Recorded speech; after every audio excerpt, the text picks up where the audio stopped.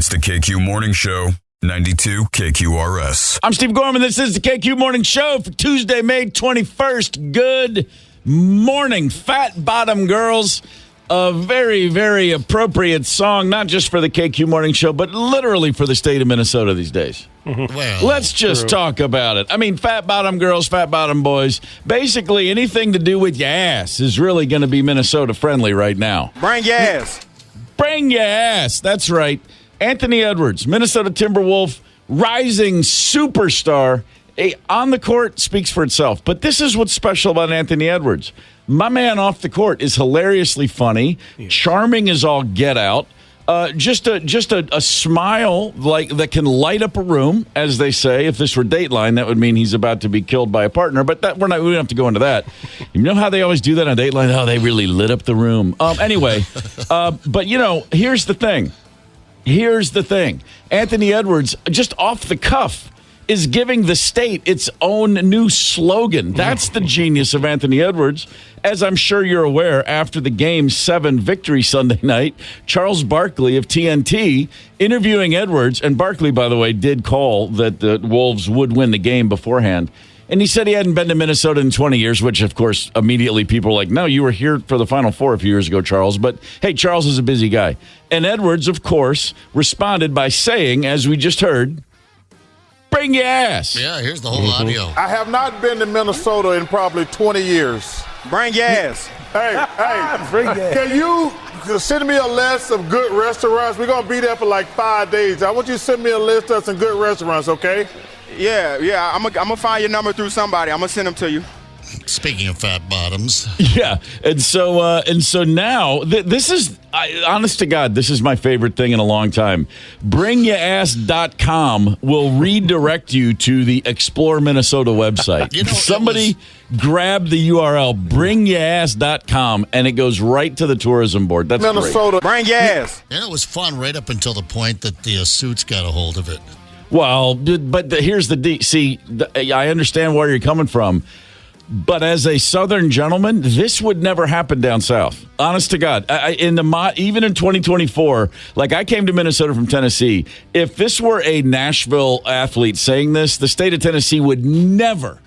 They'd be like, well, that's inappropriate. It's just I love that. I love that they're like, yeah, bringyourass.com, jump on board, let's go. I like the fact that he just worked in there. Yeah. Bring your ass. Yeah. Bring your ass. Yeah, you don't need any of that. There's no need for the letter R in this exchange. Bring your ass. That's a good old. This is good stuff, man. So for Charles Barkley, of course, a man. If you know anything about Barkley, he is looking for a good restaurant, but the man will eat anything. Yeah. Really, it's all about the cocktails. What's a good place for Charles Barkley to get a drink? Where would you send him? There's already a post on the KQRS Facebook page. Where would you send Chuck for drinks? And of course, there's no shortage of responses already. Yeah. You know what I thought? I'm still so charmed as a year and a half Minnesotan. I'm still so charmed by the thing that I was amazingly unaware of until I got here, which is the order the Bloody Mary, get the little side beer. I'm still blown away by that. It's a snit. A snit. The snit, the bump, whatever you want to call it. I call it the sidecar beer. I still can't get over that that's just a thing and that I was somehow unaware of it. So, I would just say, I don't care where you go, just get a Bloody Mary and wait till you see what they put on the side of that bad boy. Yeah, well, now you know when Midwesterners, Minnesotans, it's a snit over in Wisconsin. South Dakota, it's a deal. But, when we start traveling and they bring us a Bloody Mary, just a Bloody Mary. And you're looking at them like, aren't you forgetting something? Where's the buffet that comes in the glass? Then they charge you for a beer and bring you a pint of beer. Yeah. I love my echo on this. I love the reverb. I'm digging it. I think it depends on Charles' taste. I think the Forest Lake American Legion. I'd hustle him up there if he had the time. Okay. I'm down with. I would have a drink with Charles anywhere myself. Never met the man, but here's the funny thing. Anthony Edwards, in that, when he's talking to him, he said, all right, I'm going to track down your phone number. And this is a true story. I could give him Charles's phone number because for some reason, I have Charles Barkley's phone number. Well, I know why.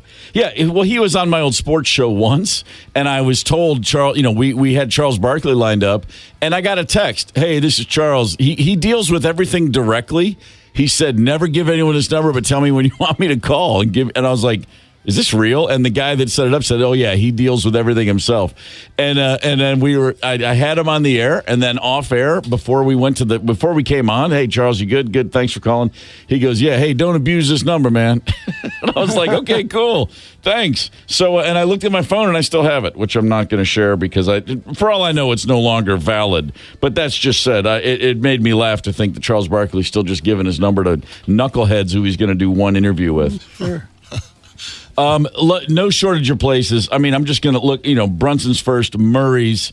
Wow, Christopher coming in off the top rope on the Facebook page. I wonder how many people are going to suggest Matt's Bar. Here's a revelation. It's not that great. You watch yourself. Yeah, what's not great about Zip it? Do you not, like good Juicy Lucy's, a cold tap? I'm not sure what they're looking at. Just the charm as you open the front door. It speaks for itself. Skinner's in St. Paul, best Reuben sandwich. I love a Reuben sandwich. Yeah, Skinner's, yes. I lived a couple of blocks away for many years. That was my home away from home. Good old Skinner's. Yeah, I forgot about Skinner's. I haven't been over in St. Paul in a while. Maze Lax is a good northeast stop. Yeah, Sugar's in Hager City. Of course, that's over in Wisconsin. If he wants to, take a drive. Nah, he's not going anywhere. He won't leave a 3.5 block radius downtown. He's not going probably to any of these places we're talking about. We're just, hypothesizing. But it's a great idea for us to remind ourselves of how many spots there are to get yourself a nice drink in town. Yeah, that's what I'm talking about. Man, nothing wrong with that at all. Oh wait, there was another one. I hate it when I scroll down here and I just lose things. Oh, here's one. It says Maurer Brothers Tavern in Elba.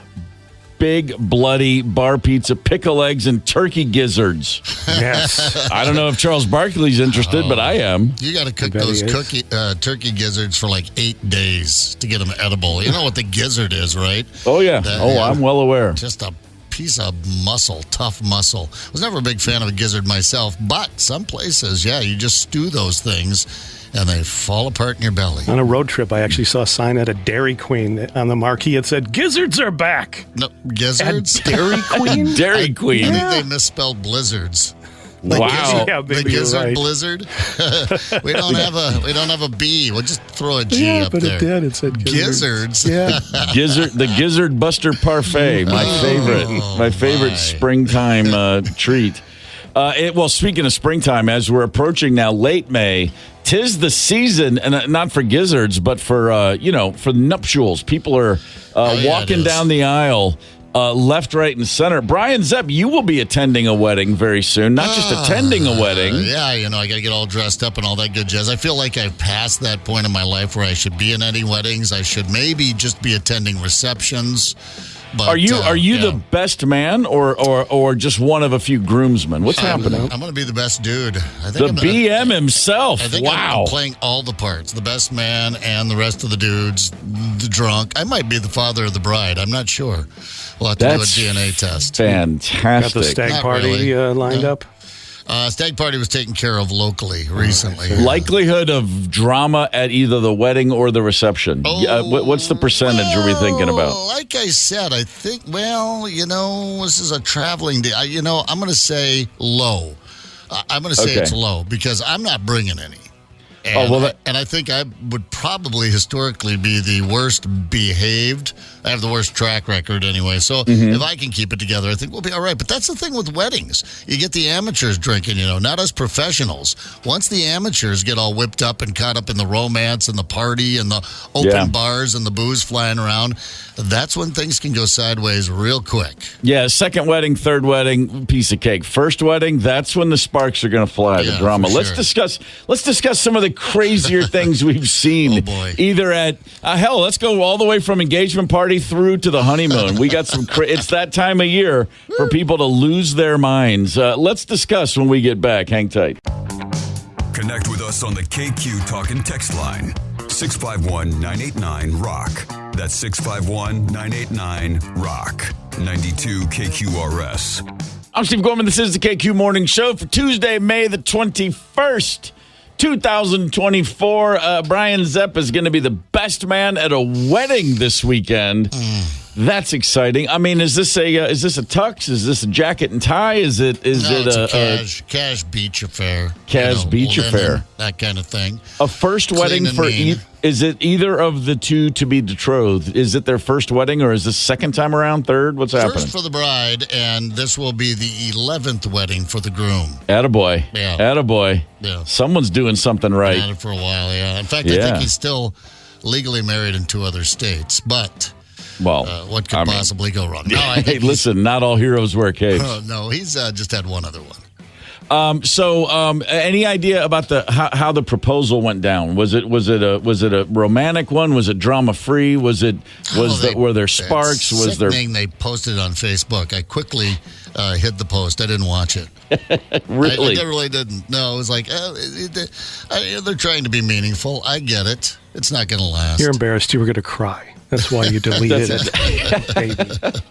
No, I think it was fairly sweet, but cliche. I'm all for letting people live and do their own thing, but I honestly, more so than the public gender reveal parties for a baby to be born, I can't stand the public proposals, especially at like a ball game or a concert, anywhere where someone is putting another person on the spot like that. I don't care if they're even in on it. Even if you know they're going to say yes, do it alone. Do it privately. There's nothing sacred anymore. I can't stand when I'm somewhere and they're like, "Oh my God, he's proposing." All I want to do is buy a beer to throw it on the dude. Trip him.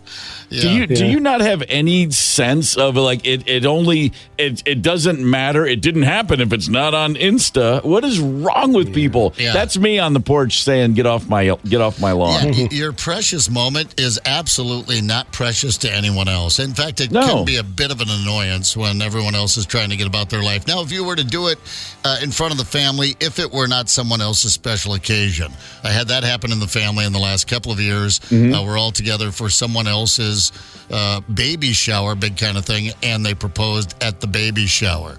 And it wasn't even really a baby shower. We were all meeting the baby for the first time. The family all got together. Went out to the farm. The baby came up from Iowa. And so we're all excited to see the new baby in the family, the first great-grandchild of my parents. Very exciting. And then, boom, you just sprung a proposal right in the middle of it. We're like, okay, well, I mean, good for you, but it was baby's time to shine. Right, exactly. So, but anyway, if you're like, Thanksgiving, I mean, if you're at a family get-together, it's one thing. But, these public displays of, I guess it would be affection, is nauseating for most people. Tony, you and Rachel, you did it while skydiving. Is that correct? Yes, and I threw up at the time, and it landed on her head, which was memorable, and on the people below us, and so it was so worth it. That's right. I mean, the footage is amazing because you have 4 camera people also skydiving to surround you in a ring. You've got 360-degree views of the vomit, and boy, she handled it like a champ. I know. We lost one of the camera people, regrettably. The chute didn't open, but I wasn't going to say most anything. of them made it. That's I wasn't going to say anything. I think a proposal while plunging at terminal velocity. That's what most of my marriage felt like, so I think it's appropriate. Gosh. Plunging towards the earth. You have your little toast ready? Was there a special proposal, Tony? Was there something? Did you set the whole thing up? Please tell me you did it privately. Yes, mine was very romantic. It was on the beach in Cancun under the moonlight with some champagne and cigars and unexpected. Well, not unexpected. We had been dating for a while, but she didn't know it was going to happen on the trip. Yeah, it was amazing. But her response, though, was, okay. I was like, okay. Wow, that's not what I was expecting. That's hedging, yeah. Well, no. That's one jump up from, let me think about it. It's not a hard no. No. That's the tough one. There's let me think about it. That's almost a hard no. And there's, okay. No, It's almost all because right. I think you surprised her. Yes, I did. so thoroughly. She was like, "Oh yeah, sure." It was in my pocket. I was a nervous wreck. It's just Pretty stupid. strong. I mean, you had to get that. So, and I mean, you bought the ring on the beach that day, or did you bring it with you? No, I brought it with me. It was a tiny little conch shell. Now, Here. Gorman, you're a hopeless romantic. There must have been something really special, unique, and wild about your proposal to Rosemary. Well, you know what? I proposed to her in Birmingham, Alabama, which is not only her hometown, but where we first met. Very nice. And we were at a very nice hotel, and it was in this hotel. But before I actually asked, we cruised by the very spot where we first met each other, and we stood there and just chatted. And she was kind of like, "What are we doing here?" And I was like, "I don't know. We were nearby. I thought we'd come by, and I just did this whole thing. And I wasn't going to ask there, but it was almost like, I think looking back, it was probably my last little double check. Like, I want to do this, right? This is a good idea, right? Okay. This is where we met, That's wise. Could have been. And I got there and I was like, yeah, of course. What am I talking about? This is great. Maybe it wasn't quite exactly that. There was something where I just wanted to go back to that spot for whatever reason. And then we got back to the hotel, and then it was just, we were just in a hotel, nobody anywhere near. We didn't tell anybody for a couple of days, I don't think. Because it was just that's what it was. It was like, this is just us. It's our thing. And if it had been now, of course, I mean, for the next time I propose to somebody, I've got one scheduled in for 2026. That's going to be simulcast. I mean, that's going to be Facebook Live, Instagram Live. That's going to be. I plan to. In fact, I was hoping we could do it on the air here. So I just got to figure out who it's going to be, and I got to figure out how I get from my very happy life right now to Z, where I'm in this situation yet again. So it's interesting you use the letter Z. I've got some thoughts on how you could get single again. A couple of things that worked for me. Oh, okay, cool. Yes, thanks. If you're looking to really platoon a marriage and quickly. He has a scroll that he's 5 feet long. One DIY video. One thing I've never experienced, and I feel like I'm missing out, but I've never been at a wedding that had like a big dramatic anything. Like, there was never someone's got cold feet, so the wedding's delayed. Never had a reception where the best man got up and confessed to being in love with the bride originally. I mean, you hear about all these drunken things that go down at weddings. And but then again, for my wedding years, my 20s and early 30s, when everybody I went to high school and college with was getting married, I missed them all. I was always unavailable. I missed a lot of my nephews and nieces' weddings. I just, was on the road for like 15 straight years. And so I feel like I missed out. I didn't get enough. I see movies where these things happen and I go, that's unrealistic. And people go, no, what are you talking about? And everybody's like, oh God, no, you missed so-and-so's when so-and-so threw a punch. And I'm like, I just truly missed out on a grand piece of the whole experience of young adulthood, clearly. There is so much amateur drinking, and the emotions are running high. And it's just a kind of a campy time, and you have so many different people all brought together. It's not just a group of friends, it's friends, and it's different groups of friends and different families. Oh, you just wait. I got a couple of good South Dakota wedding stories for you, and I bet our listeners have a hell of a lot of good wedding disasters for us. Oh, I'm all for wedding grease fires. Let's dig in. But we do, of course, in the meantime, have a Mike Evans Hollywood report to get to, so hang tight. Connect with us on the KQ Talk and Text line. 651-989-ROCK. That's 651-989-ROCK. 92 KQRS. I'm Steve Gorman. This is the KQ Morning Show for Tuesday, May 21st. It's time to head west for the Mike Evans Hollywood Report. Hey, good morning, Minneapolis, St. Paul. I'm still enjoying the Timberwolves win. Boy, that was great. It is Tuesday. That means that for just $6, you can see any movie at any Marcus Theater. They do it every Tuesday. The best theater chain in the country, Marcus Theaters. Go to the one closest to you and take today off and enjoy a movie. All right, so we start off with a love nugget. Check it out. What the heck did Ben Affleck mean yesterday when he said his marriage with J-Lo is over and he only wishes there was a way he could divorce her on the grounds of temporary insanity?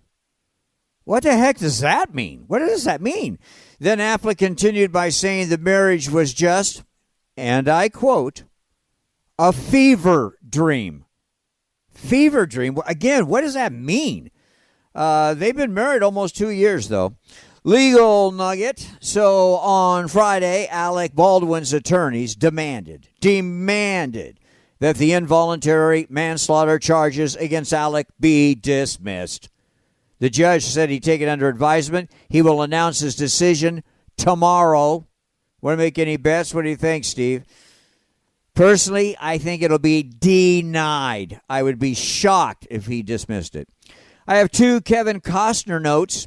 His movie, Horizon, An American Saga, Chapter 1, has been shown at the Cannes Film Festival and received a 12-minute standing ovation.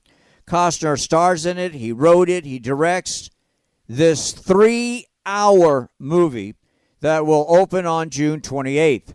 The movie begins the day the Civil War ends and follows some of the hundreds of thousands of people over the next 15 years who fled the West, the Confederates, Union soldiers, deserters, and their interactions with each other, their interactions with the people that are already living in the West, and their interactions with the American Native Indians. Kevin Costner also highlights how very, very important women played during this period. I can't wait for the release of this. Oh, by the way, budget of this movie, $100 million. Kevin Costner financed all $100 million, most of it out of his own pocket. Second Kevin Costner note, Yellowstone. Finally, Yellowstone started shooting the 5th and final season yesterday in Montana, and I'm hearing Kevin Costner will not be in it. When producers were asked if that was true, they would only say, no comment. Well, obviously, no comment obviously means it's true. No Kevin Costner. Quick movie note, Jim Henson, Idea Man, is a biography documentary that is directed by the late Jim Henson's best friend, Ronnie Howard. It will be in limited release this weekend and wide release next month. Then to streaming, I can't wait. The Muppets, love them. Jim Henson, Idea Man, I can't wait. Hey, have a great day. We'll do it again tomorrow. Mike Evans, Hollywood. See ya. Tuesday. It's Tuesday. It is indeed Tuesday. I'm looking forward to that Kevin Costner film as well. But before we look forward, we should look back. It is May 21st. On this day in 1981, Butch Goring scored 2 goals, was named the postseason's MVP as the New York Islanders won their second straight Stanley Cup. They went on, of course, to win 4 straight at that time. The 1981 Stanley Cup, New York Islanders, they defeated, anybody know who they beat in 1981 in the Stanley Cup Finals? Nope. The Minnesota North Stars. Okay. I don't remember the North Stars being in the finals myself, but hey, I guess they had a hot minute there. Yeah. It's the KQ Morning Show, 92 KQRS. Zep, Tony, and Steve Gorman are the KQ Morning Show, 92 KQRS. I'm Steve Gorman. This is the KQ Morning Show. Good Tuesday morning. It is May the 21st. It's wedding season. And it's a great time for there to be so much emotion whipped up that it just takes a couple of drinks to kick the whole thing off. Oh, man. A lot of crazy wedding stories on the KQRS Facebook page. Feel free to share a story with us. You can also call or text the KQ Talk and Text line 651-989-ROCK. On the Facebook page, Bill wrote, a fistfight and cops arresting half the bride's family before the wedding started. Wedding party doing shots during the wedding ceremony. Yeah, we've had a couple. We like to get liquored up before. There's the pregame, in the Zep family. And ours have been notorious. There have been some fights over the years, but the best one by far, second cousin that I did not know that well, actually from Wyoming, but came back to South Dakota to get married to some dude from Huron, South Dakota. So it's in Huron. Like, it's not a far drive. I go back for the wedding. This was back in the 90s. And as they leave the church, those rascals, the groom's party, steal the bride, as is the custom often. Right. Certainly is where I come from. I've been to some weddings where they're like, what are you talking about stealing the bride? But that's the way we do it. I think everybody knows how that works. We go down to the American Legion. Oh, no, it was a VFW down there. And the best man and 2 out of 3 of the groom's party show up. We see them walk in. Okay, so the bride's here and the party's starting. I'm not really involved. And so I'm just sitting there having a cocktail, chit-chatting with the family, and there starts to be a bustle. A murmur starts going around the room. And what's going on and what's happening? Where's the bride? Where's the other dude? Where's Chad? You know, the guy that she used to date. Oh, Lord. Yeah, and then after about an hour, people start leaving. My sister comes up and goes, I don't think they're coming back. Oh, my God. Now the groom is drunk. The groom has started drinking. He starts Good reason. Yeah, he starts to put 1 and 1 together, and he's coming up with, they didn't. They couldn't have. This isn't happening to me on my wedding day after he said, I do. After they said, I do. Now he's drunk, and everyone, as I walk out in the parking lot, he's trying to get into a car, any vehicle that he can get into with keys, and they're trying to stop him, but he wrestles away, and he goes, I know where they're going. Where they were going was Morris, Minnesota, apparently. I don't know why, but he knew it. He gets picked up for a DWI, but long story short, the marriage was annulled about 2 weeks later. Oh, Turns out that April and Chad were in love. And after the wedding, Chad just confessed it to her wherever they went to have a shot, whatever dive bar in Huron. And those 2 crazy kids ran off together. Timing is everything. Yeah. How about a day or 2 before, dude? Yeah, right. I mean, apparently they hadn't seen each other in a while, because he's in the wedding party and whatever, and she saw him, and those old sparks flew. Yeah. I don't know whatever happened to those crazy When kids. I was a kid in high school, I used to laugh every time I heard that song by Fred Knobloch, Why Not Me? Do you remember that song? I'll take another June wedding in stride.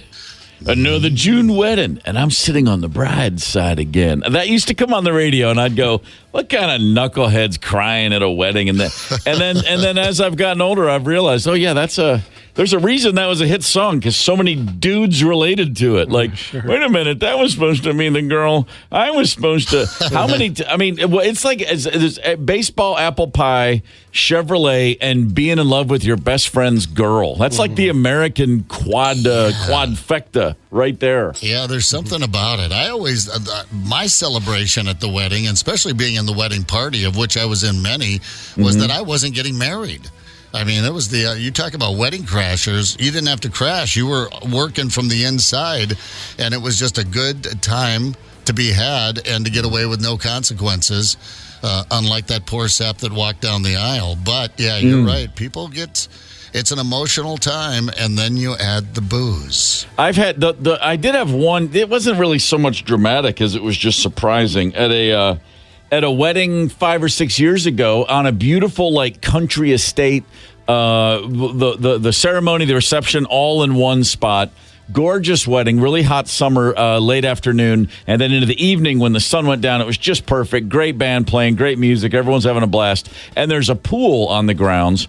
And late night, a lot of people are like, hey, let's go for that drunk dip, including the bride, who went in with sans wedding dress. She just dropped everything and went for a dip with fun. And it was one of those, and it was nothing. I mean, she was a bit of a hippie, a free spirit, and then there was nothing about it. To her, it wasn't one of those, look what you're missing out on, boys. I'm married now. It wasn't that at all, but it was just, I remember thinking, that's something. And everybody's just calm about it. Like, wow, okay. Yeah, if this had happened at one of the weddings I went to in college, this would have put me into a twist. But no, it was all okay somehow. I was like, wow, I guess the kids are all right now. Yeah, well that's fun. It was just fun. That's kind of nutty. That's a curveball. How about this one? A woman in Florida, the maid of honor for her best friend's wedding, goes on a drunken rampage at the reception. She nearly ran over the best man in his own car. Her name is Amanda Willis, the bride, Jennifer Butler here. And I don't think this is the groom, just a guy that was with her for a little support, probably a good friend talking about it. The wedding was beautiful. The ceremony was beautiful. She was a mess. I mean, she drank almost the whole entire bottle of Fireball. She was drunk within 20 minutes to a half an hour. And she just went up to the best man and grabbed the keys out of his pocket and jumped in his car. She almost hit him. She took off, and his feet were dragging him across the ground. He had to hit the e-brake. She went back inside, and she grabbed up the big bottle of Captain Morgan and just guzzled it like this. As soon as I turned around, she came and cracked me upside of the face. She's no longer my friend. That's great. I love that.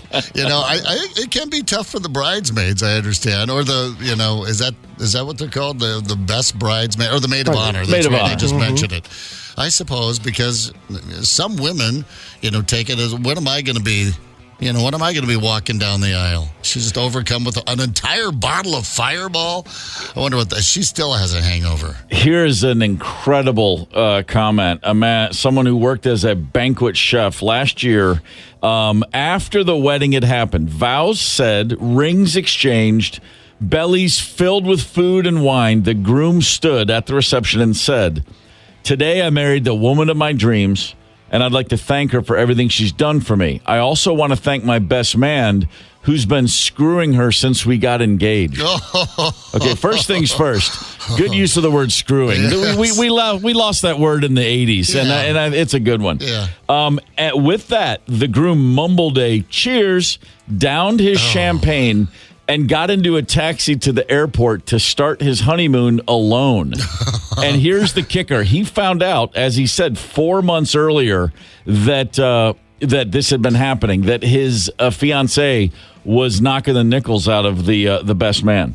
He told the father of the bride all of the costs kept elevating. The father of the bride was underwriting the whole event, writing checks. The groom told his soon-to-be, for a minute anyway, father-in-law, everything's costing more and more and more and more. What he was really doing was putting aside a nest egg for his future, and he left the country and didn't return with all the cash. How about No that? kidding. I mean, you left the country and lived happily ever after? I mean, how about that? Not only am I leaving, but I'm stiffing the old dude with all of the money to set my new life up, while letting him know his daughter is in the words of Anthony Soprano, a hua. yeah. Wow, you've got to. Okay, yeah, that's next level. That's next level. That's psychopathy on display. Honestly, how do you pull that one off? That's practically serial killer psychopathy. I get you the dodged idea. a bullet there. I mean, the money will be missed. It's a horrible story, but yeah, you dodged a bullet there. No, I dig the concept. I just can't imagine somebody being able to pull it off. Right. It's amazing. On the Facebook page, Alexis wrote, 2 70-plus-year-old uncles having a fist fight over a 70-plus-year-old woman during the wedding reception at a bar in Chisago City. And then in quotes, "She likes me best." Woman had not met either of the uncles until 5 minutes before. That is what we need video for. I want to see the old man fight. Now, see, She was giving me the eye. I know she was. And they just met. I thought this had been perhaps percolating for about 50 years and finally just, overboiled, went over the sides there at the wedding. But fantastic. I tell you what, there's something about that magical, the wedding atmosphere that just, people go nuts. It's like the ultimate full moon. Here's Kenny, DJ'd a wedding in northern Wisconsin. The bride's brother got into a fight with a guest in the parking lot of the reception. The brother had a heart attack, survived, and was hauled off in an ambulance. The bride came in, canceled everything, told everyone to go home. Dinner had just finished, and I hadn't even started playing anything. They divorced 2 years later. Oh, sure. Yeah. Sure. Have you ever been at a wedding where not only you, but literally like everybody at the ceremony knows this ain't going to last? Like it was a theme? Well, I say that tongue in cheek, but it was... in retrospect, looking back, we did argue a lot in front of everyone. I mean, like pretty much every time we were in front of people, we That's argued. a tip-off. Yeah, so I had friends that told me years later, he said, we had a betting pool. We just showed to see if you were actually going to walk down the aisle. I remember my brother the night before. Everyone's at the whatever Holiday Inn there in town, Aberdeen, South Dakota, and they've come as far away as Pennsylvania, my extended family, all of that. And he said, dude, I got a ticket for you. One ticket, one way, get out of here anywhere you want to go. I'll take care of the fallout. And I said, everybody drove here.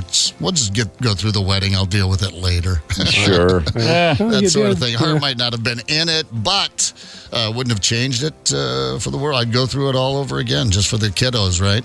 Of course. Craziest thing ever seen at a wedding on the Facebook page. 2 good ones. Bill wrote, a fist fight and cops. Oh, wait. No, I'm sorry. I'm reading that one. I already read that one. This is the one. My ex, this is from Richard. My ex acting like vows mean something. And then he goes, and my brother, who is wheelchair bound, dumps himself and the maid of honor right to the floor, entering the Grand March. Wow. I mean, what? I assume that was intentional. I don't know from the thing. But then here's the best comment I've seen. Craziest thing I've seen at a wedding, white people trying to dance. Yeah, the Gormans are dancers. Now, I didn't say we're good dancers. Yeah. It's not no steps you'd ever want to emulate. I saw a wedding. My son was a groomsman where the maid of honor was demoted between the ceremony and reception.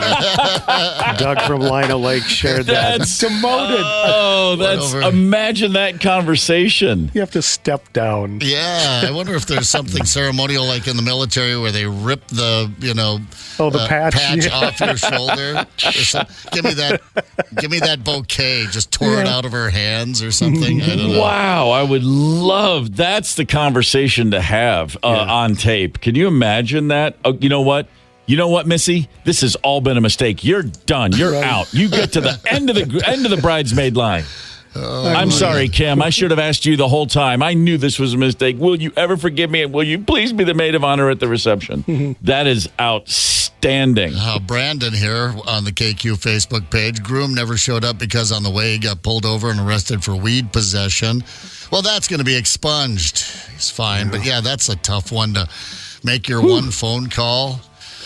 So anyway, why am I not there? Well, I've got a very good excuse. I'm in jail. Man, come on, really? So on some weed, you threw a guy sitting there in his tux probably or on the way to his wedding in jail? Come on, really? It's tough when you have to face the facts that happily ever after sometimes means an hour or a week or a month. It might not mean what you think it means. It's just one of those things that young people have to face. There are plenty of what we call unfun facts that we all learn during wedding season and other times of the year. And as it is Tuesday, which is, let's just call it what it is. Tuesday's the runt of the week. You know what I mean? It's not hump day. It's not Monday. It's not almost the weekend. It's just kind of sitting here. So it's Tuesday. Generally an unfun day. We're going to share some unfun facts with you for Tuesday. Hang tight. Connect with us on the KQ Talk and Text line. 651-989-ROCK. That's 651-989-ROCK. 92 KQRS.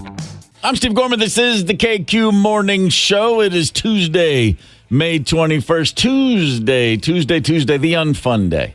Let's just call it what it is. Yeah. I mean, Monday sucks, but it's got a whole, there's a million tropes about Monday sucking. I mean, we all know what Monday is. Wednesday's hump day. Thursday, I mean, you got Thirsty Thursday. You got basically the long weekend if you got the balls to pull it off. And then the rest of the days speak for themselves. What is Tuesday? A filler. It's the runt. It's the runt of the litter. Always has been. Yep. No, just an unmotivated day. Yeah. I mean, Fat Tuesday. Think about it. It's like there's no such thing as Fat Monday or Fat Wednesday. It's Fat Tuesday. It's just a day. It's a day that just sits here. It's an unfun day.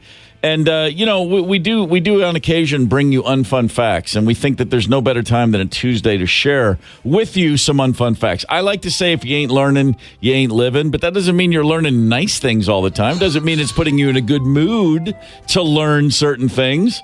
There are unfun things that are important to know. Yeah, I agree. Hard truths. Hard truths. Like for instance, and by the way, I'm kind of shocked that I never knew this. This is a true story. During World War II, An American plane crashed on a Japanese island, Chichijiwa. 9 American airmen on board, 8 of whom were captured and beheaded. 4 of those 8 were also eaten, as in cannibalized. What the hell? Okay. One of the men on that plane eluded capture, survived the war. His name, George Herbert Walker Bush. Seriously. No kidding. Bush won. How did we not? He was a freaking president. We don't hear the cannibal story. If I were him, I'd be telling that at every campaign stop. So anyway, I'm the guy that survived Cannibal Island, World War II, the whole Go thing. back to the 1980 primary. He could look over at Ronald Reagan and go, "Oh, remember when you were making movies pretending to be a hero?" Yeah, with the monkey, with the chimpanzee. Yeah, I was an island, brother. Yeah, I was a 20-year-old pilot shot down, eluding capture in a jungle while 8 of my of my fellow soldiers were killed. I got to track that one down because did they have them all in the pen and they just got full after number 8? Was he too skinny? Did he escape? No, he was never captured. He's the only one they didn't get. They didn't get him, but he had to know what was going on. I'm sure, was he sitting out there in the middle of the jungle, half starving, wondering where his battle buddies were, and then had that waft of barbecue and thought, boy, that smells great, but that smells like they're having a cookout somewhere. Now I don't have that in my notes, but I'm going to assume yes, of course. Yeah. Oh, that smells delicious. What is that? Oh, sure. Oh, yeah. That's Phil. I mean, that Phil. Oh my God, that's Phil. Wow. And by the way, you want to hear of another unfun fact? Yeah. Speaking of airline malfeasance, this just in from yesterday.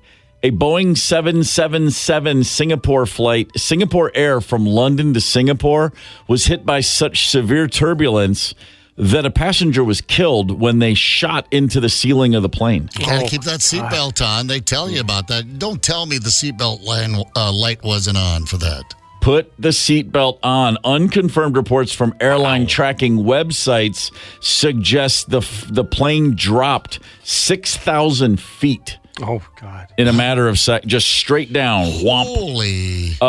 Let's see. Also, by the way, 20 passengers injured, 11 hospitalized. How many crapped their pants? And 1 killed. No numbers on soilage yet, but this is a developing story. Yeah, no kidding, man. That's pretty unfun, I'm just going to say. Yeah, that's terribly unfun. Just picturing his head just smashed into the luggage bin up there. Here's another unfun fact, but a little insight. But there's a silver lining to this one. All right. Approximately 2,500 left-handed people die every year as a result of using equipment designed for right-handed people.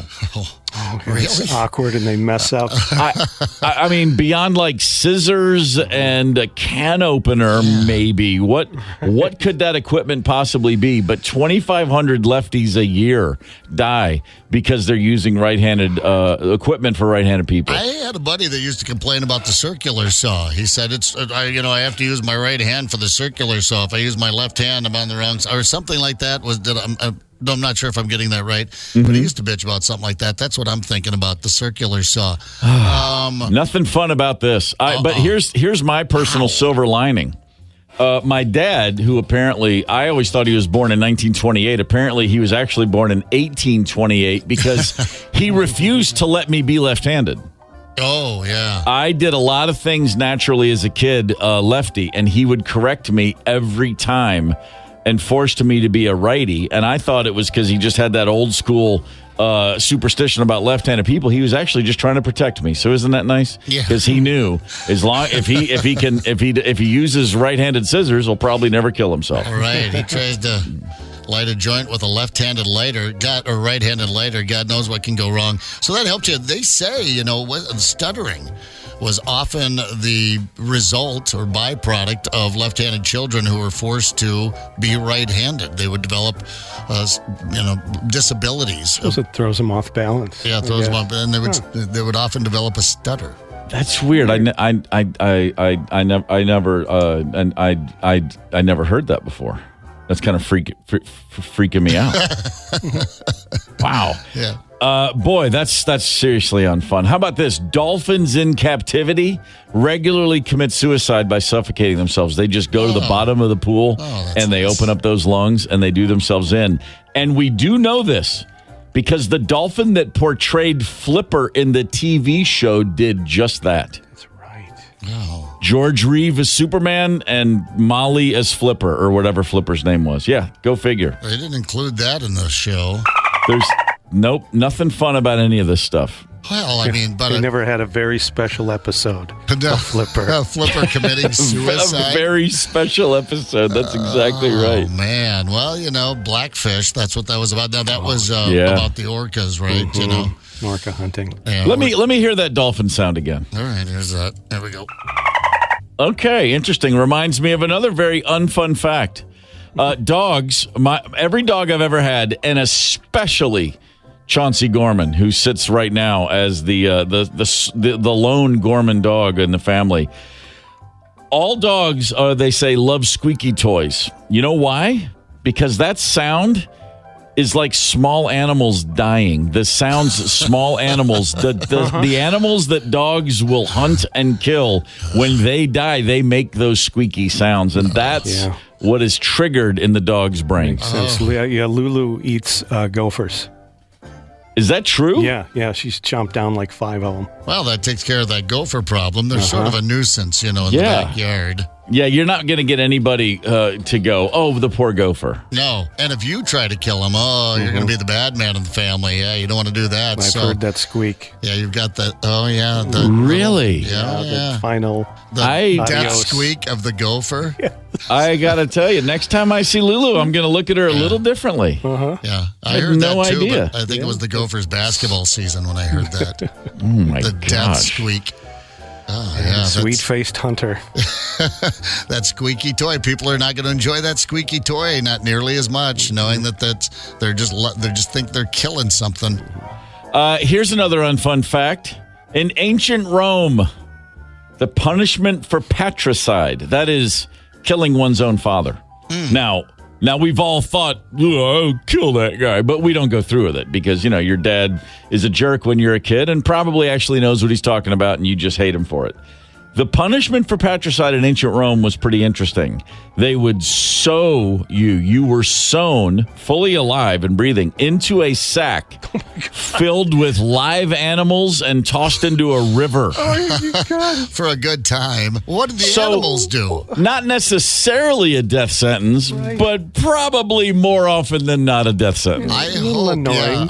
Can I quickly drown so you're being eaten? I mean, think of the chaos in that bag. And again, what did the damn animals do? I know. I guarantee you in ancient Rome, there was at least one example of a 15-year-old boy looking at his old man after being yelled at and thinking, okay, gonna get sewn into that sack with you know what? Screw it. I'll take my chances. I'm taking this guy down. Here's your drink, Dad, and it's full of hemlock. Boom. And I mean, it's not like dads were a little paranoid. No, it's got to be better than death. No, I don't trust that kid at all. Yeah, he's eyeing my olive trees, my olive grove. Yeah, that's not the ancient Rome I like to picture. He's coveting my marble. I don't know. My God, who even thinks that up, you pathological psycho? They had a lot of extra time. You know what? There was no doom scrolling. There was just doom living. They had plenty of time. No smartphones. Let that imagination go. King Henry VIII, very famous fella. A guy famous for beheading not one, but I believe several of his wives. A couple of his wives. They've got that old thing on there. Beheaded, divorced, died, beheaded, divorced, survived. That's that's quite a streak. But it's safe to say he's a man who got what he wanted and got rid of what he didn't want. After his death, his grave was being dug. He was in his coffin. He's in his coffin. His body had been placed in the coffin. He was apparently a fairly gassy fella. Oh, he's a big boy. You know, he had a leg injury jousting and pretty much went incontinent there for a long time. And Yeah. Incontinent, that's not the word I'm looking for. But, you know, he couldn't move around very well. Maybe he was incontinent as well. But, yeah, he ballooned up to, they thought, some say at this time, over 400 pounds. Large man. Yeah. Lot of gaseous buildup. Yeah, a lot of quail. And like a 1970s whale on an Oregon coastline, he exploded in his coffin.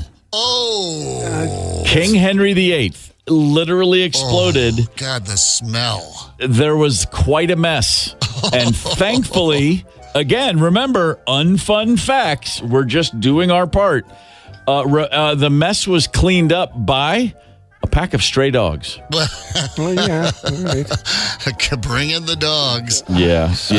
Nothing gets your Tuesday off and running quite like a list of nasty, completely unfun facts. Must have just blown the coffin lid right off because obviously there was body debris scattered about. Yeah. No. Let's paint that picture a little more intensely. Yeah, they had I was out at when I did that trip over to England last year. We went out to Hampton Court. That was Henry VIII's summer palace. That's where you just hang around. And this guy got away with so much crap. I'm thinking to myself, it really, King? You all had swords. Someone wouldn't just stab the bastard. Mm-hmm. And we're not going to put up with him. But he ruled with that iron hand, I guess. And but they had his menu in there that he would start his day with. He would start his day with. It was like 4 Cornish game hens, 3 bottles of wine, a bottle of port.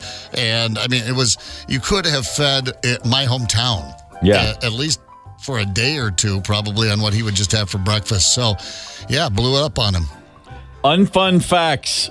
Speaking of gas buildup, horses, I did not know this. Horses cannot throw up. They cannot hurl. Oh, all right. If they eat something bad or if they do get very, very gassy, they just lay down and die before they that's what happens. I mean, you've got to really make sure, apparently. You got to really know what your horse is eating, and you got to make sure they don't get too gassy because they got nothing they can do about it. Well, come on, we can't fix that with these poor horses.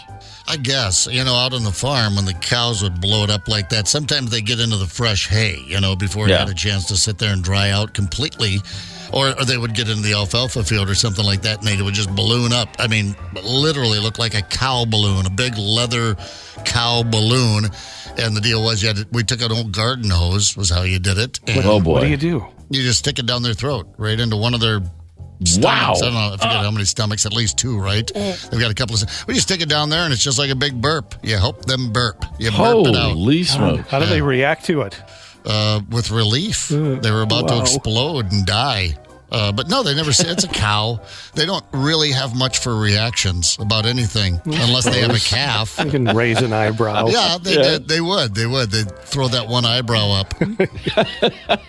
Maybe give you a wink. Thanks.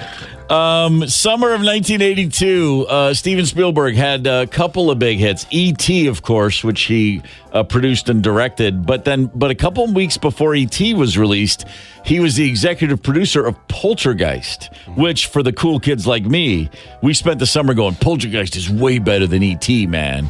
I don't need all that sappy crap. Give me Poltergeist. The corpses in the pool scene from Poltergeist were actually real dead bodies. That's right. Yeah, I read that. Actress Jo Beth Williams was not given this information. In a pool of corpses for real, filming Wrapped, and someone said, by the way, nice job reacting to those incredibly lifelike corpses because they were real human corpses. Was it just easier to get real corpses? You think the fake ones would be lying all over the lot? There was a sale. Yeah, and that sounds like a good way to catch a disease. I'm pretty amazed that someone didn't. There's not a conspiracy theory about, Hollywood, they killed all those actors, and there is a lot of stuff around that movie. Yeah, a lot of sad stories. Yep. The little girl, right? Wasn't she in a car crash? Yeah. Some and the older sister was killed by a stalker. Really? Dominique Dunn, the writer Dominic Dunn's daughter, Griffin Dunn, the actor's sister. Yeah. She was like the teenage daughter, and she was killed by her stalker boyfriend. Yeah, a lot of problems with Poltergeist. Yeah, no. Craig T. Nelson had to then star in Coach. Yeah. Life sentence as Coach. That's right. That's right. Tough one. All right, finally this. Here's your final unfun fact for the day. Then we can get back to having fun. If two male flatworms meet. I love this joke. Sounds like the beginning. Yeah, right. Two male flatworms walk into a bar. They fight. They sword fight, but they don't have swords. They sword fight with their penises until one loses. The loser then becomes female because to lose the sword fight means you lose your penis. And after that, then the male, the standing male and the newly crowned female, then they mate. No. I think there's a website for that. F-worms. No, there's not. Yeah. Oh my God. F-worms. Yeah, that would add a twist to the human experience, wouldn't it? That would be something. Hey, so listen, if you missed any of the unfun facts and you just want to go back and relive the joy that is a Tuesday unfun fact segment, you can always catch up with the KQ Morning Show podcast. We have a lot of fun and we share a lot of horrific news with you. Anywhere you get podcasts, anytime you want. That is, of course, sponsored by Devani's Pizza and Hot Hoagies. It's the KQ Morning Show, 92 KQRS. Zep, Tony, and Steve Gorman are the KQ Morning Show. 92 KQRS. I'm Steve Gorman. This is the KQ Morning Show, Tuesday, May the 21st. The Western Conference Finals, Minnesota Timberwolves, Dallas Mavericks kicks off tomorrow night. And Anthony Edwards, in addition to just being a badass basketball player, he's working hard for the state of Minnesota, specifically Minnesota's tourism agency. They jumped all over his post-game comments Sunday night. You remember when Anthony Edwards was speaking with Charles Barkley and this exchange occurred.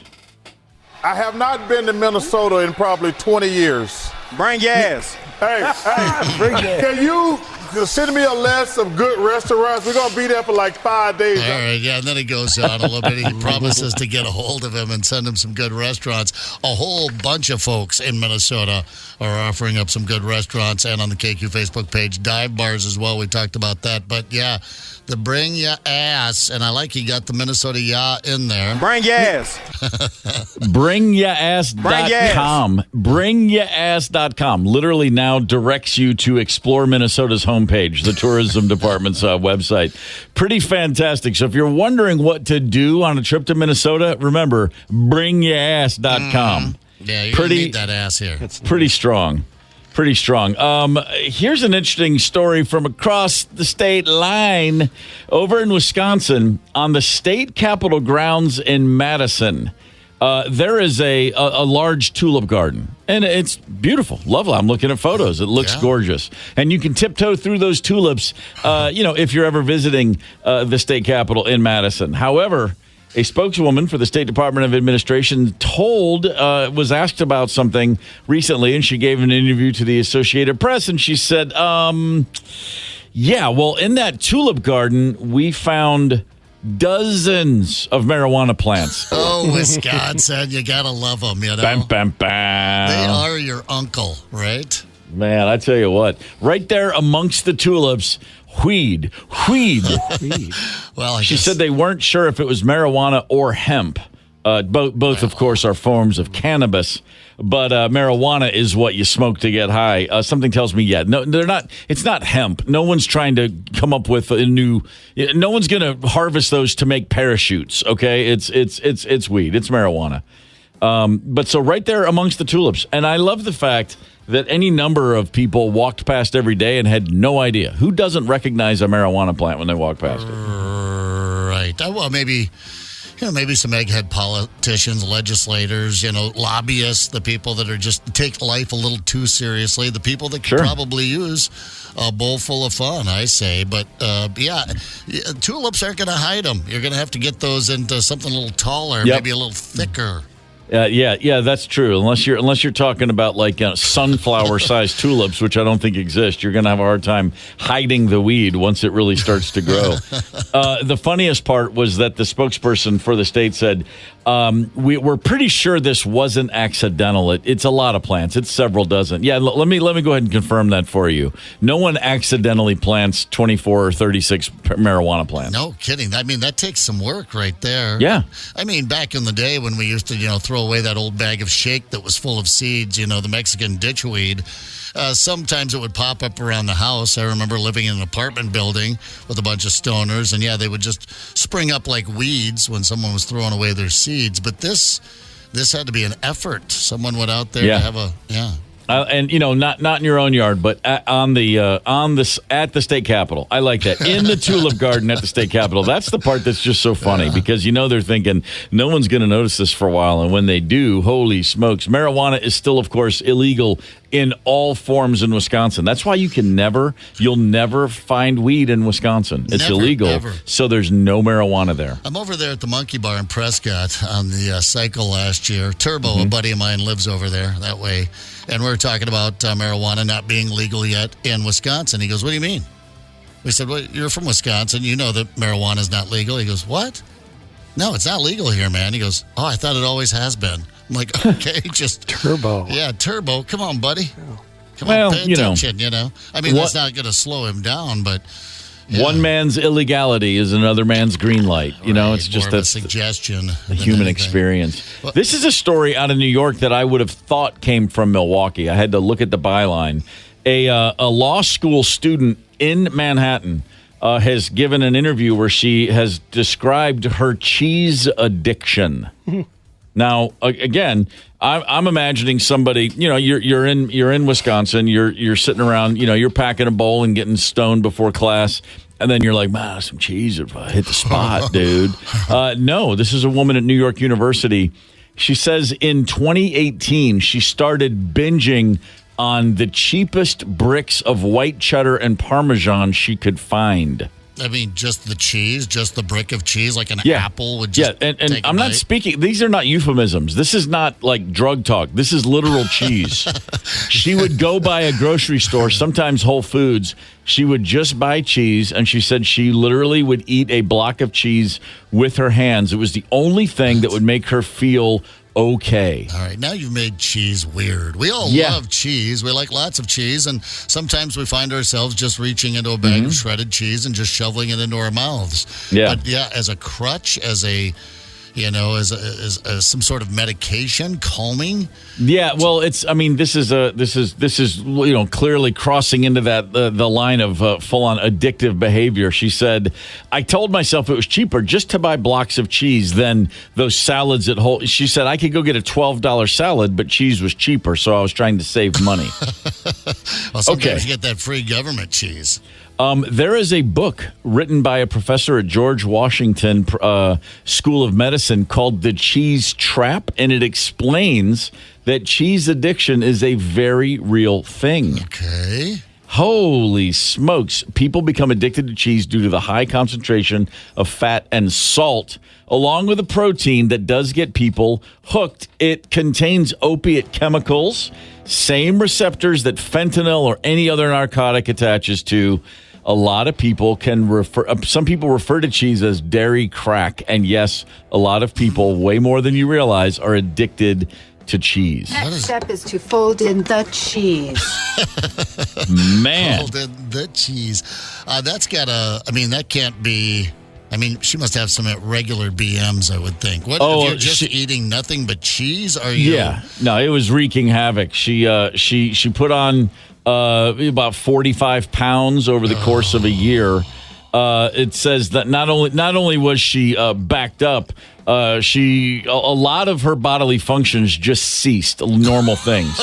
There were things you just want to do in a day or every few weeks that she just could not make happen anymore. So, long story short, she found herself at a rehab in Hilton Head, South Carolina, about $6,000 a week to reprogram and get her over the cheese. Do you think that pissed the rest of the addicts off? What do you got? Heroin for me, is coke for me. I'm just in here, good old booze. How about yourself? Cheese. Shut up. No, that's my favorite. That's my favorite part of the whole thing. Exactly what you just said. Yeah. I knew. I lost my family, and I used to take take a bath in vodka. And, the stories around the room. Right, rock and then bottom. she's literally like, well, there was this great cheese shop in Midtown Manhattan. And I was in there. I was nibbling some Gruyere one day. And I thought about The Devil Wears Prada, and that cute guy made a Gruyere grilled cheese for Anne Hathaway, and how I'll never meet a man quite so handsome. And next thing I know, I was eating a chunk of cheddar the size of my foot. I mean, what in the hell? What was your downfall? Kraft singles. Kraft singles. Oh, man. It's the process. You know how drug people love to talk about, there's nothing I like more than roll. It's all about all the steps to get ritual. high. Yeah. The Kraft singles, just the sound and the feel of peeling back that plastic each one, and you just do it just right. And then I fold it over in half, and then half again, and then I break it into 4 perfect square pieces. Oh, yeah, you can totally see that. I bet her intestines are just like Cheese Whiz, just like a big cheese stick. I can tell. I know. Not that I forget when I eat cheese, but if I have cheese and crackers, like an hour later, my body's going, seriously? What was that all about? What are you doing? Yeah. Can you make me a grilled cheese sandwich? I'd love to. I make the best grilled cheese sandwich ever. I have no competition. Is that true? I make it What pretty makes damn it good. so I think good? everybody feels that way. First of all, they're all good. Temperature, they're not all good. I don't think. My youngest daughter never really mastered the craft, the art, if you will. Oh, really? No, but I get that. Yeah, that perfect brown. Just a little crispy as well, perfectly melted through. Yeah, I'm really digging on one right now. But yeah, no, that's because I've made. I would imagine grilled cheese probably more than any other thing I've made in my life. Sure. That's a go-to, It's a right? guy staple. It is, yeah. When they say they cook. There was cooking. I had a physical altercation with my brother Doug over the argument of who's had more grilled cheese in their life. Yeah. That led to full on throwing hands. He was probably 8, so I was 6. He's 2 years older, and his argument was, well, I've had 2-year head start, and my argument was, yeah, but you will still occasionally go for a toasted PB&J where I only eat grilled cheese when it's sandwich time. And that argument literally escalated to, yes, throwing punches and chokeholds and the whole thing. Well, at those ages, what's more important? No, nothing. What's worth fighting over? And, of course, at no point did either one of us face the unfortunate fact that Velveeta isn't actually technically cheese. True. Well, yes. But you're not going to say, I want a grilled Velveeta. You say, I want a grilled cheese. Right, exactly. I talked about that before. I was in a mac and cheese contest to make mac and cheese, and I showed up with my brick of Velveeta naturally, and they wouldn't even let me participate. Nope. Oh, it's a cheese food product. It's a cheese food. That's what I was told. And everybody's up there with their fancy Goudas and their cheddars, and I'm like, you know what? Everybody's going to want mine. I put chili in it. Yeah, looking down their nose at your Velveeta. That's the elites for you. Yeah, right. Snobs. Walk around with it. You walk around with a piece of paper with the Webster's definition of cheese. Get a life, man. You can't take that little cheese slicer, to a hard brick of cheddar, but no, it'll give you the perfect size slice of Velveeta every time. Yeah. You ever tried to shred Velveeta? I did that once. You have to let it set out. It has to go bad, right? It has to get hard. You can't just shred. I learned a very painful lesson. I was like, I wonder if we could shred this, and I ended up with cutting my fingertips in the shred, just globby, bleeding from my fingertips. That was a bad idea. I was excited as a kid. 2 things that always got me excited. When the cheese shredder came out, which meant there was fresh cheese about to be grated or shredded for something. And then we also had an ice crusher. We had a machine that crushed ice. Oh, fun. It was the size of the size of a telephone. It just stood on the counter, and you just had a hole at the top, and you dropped your ice cube into it, and it made more noise than a chainsaw. And it ground your ice. And literally, it would take you 9 minutes to get enough to fill 1 glass of crushed ice. It was really slow. But crushing ice was it was exciting when you'd hear that thing fire up. It was, what it sounded like? The wood chipper in Fargo. That's what it sounded like. It was that loud. But you had crushed ice. Crushed ice with way less blood than that wood chipper scene. But yeah, the same kind of effect. You'd hear it, you'd come a-running. Oh, man, crushed ice Coke tonight? Are you kidding? What is it, Saturday? Holy crap, we're going crazy in the Gorman house. Yeah. That's exactly what it was. This also, by the way, we mentioned Bring Your Ass is the new slogan for Minnesota tourism, which is just fantastic. Anthony Edwards just doing his part on and off the court. Bring your ass. On and off the court. That's not a Minnesota accent that when we hear Anthony Edwards talk, of course, he's hardly it's not difficult for him to betray the fact that he is not a homegrown talent. My man he's a Georgia boy, and he sounds like a Georgia boy, and God bless him for that, because I'm reading a new survey of the sexiest accents in the United States, and I don't know how to say this, guys, but Minnesota is not one of the top 5. In fact, no, it never rate. In fact, Minnesota came in as one of the 5 least sexy accents. It just depends who's delivering it, I think. That's very true. The least sexy accents. Number 1, Long Island, New York. We can all agree. Long Island, Strong Island, whatever they want to say. Any number of New York accents, enough to grind your teeth. New Jersey, same thing. It's all the same, here in the upper Midwest, whatever. Yeah. But number 3, the 5 least sexy accents, Minnesota. Yeah. I can kind of see it. I mean, it's a little grating. Hollywood hasn't done us any favors, over the years. I don't know. Give me Jessica Biel. Give me Jessica Lange. Give me Winona Ryder. I don't know, with a good Minnesota accent in there. Yeah. But we've just got so many moments in pop culture, delivered, like in the old movie, the silver screen has delivered a lot of sexy women, but just not as many, or men, I should say, both, from Minnesota. Here's an interesting one to me. The 4th least sexiest accent, Alaska. Well, I don't even know what that means. What's an Alaska accent? That's pretty similar to Minnesota. Is it? Yeah, just think of Sarah Palin. With a little Canada in there. I don't remember what she snow just sounded machine. loud. Yeah. I don't remember her even having an accent. I just assume there's more burps involved and more like grain alcohol on the breath. I mean, they do have, by far, it's not even close. They have a higher alcoholism rate than Wisconsin by like double.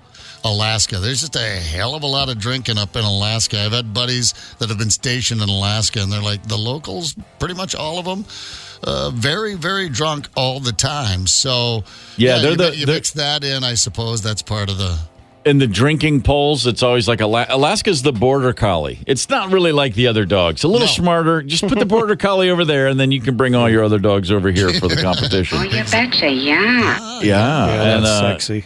You always see those things about, which per capita, the most drinking states. I guess Alaska's just, there's a reason Alaska's never mentioned. It's just not fair. Well, yeah, right. It's just, it's right, exactly. Alaska's always the answer, so you have to dumb it down to the lower 48. The sexiest accents in America, according to this poll. Number 1, Texas. Yeah. I love me. Yeah. I think people just picture Matthew McConaughey, and just think that's a good. But here's where I got to go sideways on this. Number 2, Boston. No, my God, it's no. It's human. That's the sound of a car grinding its gears. To me. Yeah, it's Cliff Clavin. I spent a couple of summers out there when I was a young man, and I just could not get used to the women with that accent. They just first of all, and that accent just sounds like you're about to get into a fight. Every time you talk to anyone in Boston, you're just about to get into a fight. That's what it sounds like. They could be in a very good mood. They could be feeling gregarious. There's no way they're going to fight with you. Maybe they're being sweet on you, but it sounds like they want to fight. How's your day so far? Would you call me? Yeah, that's it. Back off. You're right, Cliff Clavin. That's there's that. any number of Affleck films. Matt Damon and Ben Affleck with the they do a lot of work in Boston. It's the hardest accent to do too. I will say, like, Chicago's on this list. Also, Chicago, another accent that grinds my gears personally.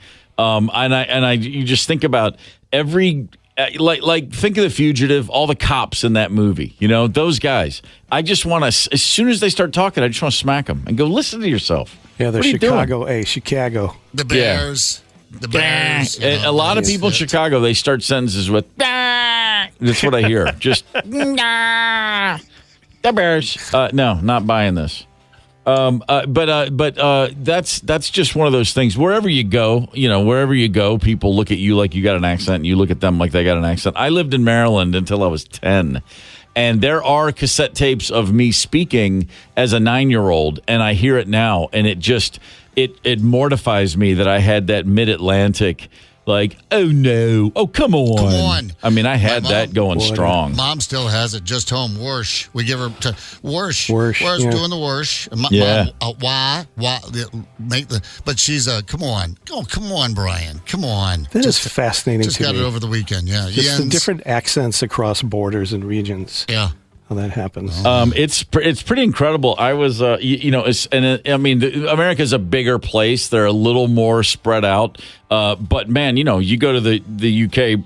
Zepp, you were in England a year ago, not even a year ago. Right. You go from neighborhood to neighborhood. In some cities, east side of Liverpool against the west side of Liverpool, and it sounds like people from different countries. I mean, at times it's mind-boggling over there how quickly the accents can change. In Wales, where I toured with a Welsh band, and they were from the southern part of Wales, and it's a series of, they call them the mountains. It's big hills, but you got the mountain towns and the valley towns, and they're 3 miles apart, and it sounds like it's as different as like a proper London accent to an Australian accent 3 miles away. Yeah.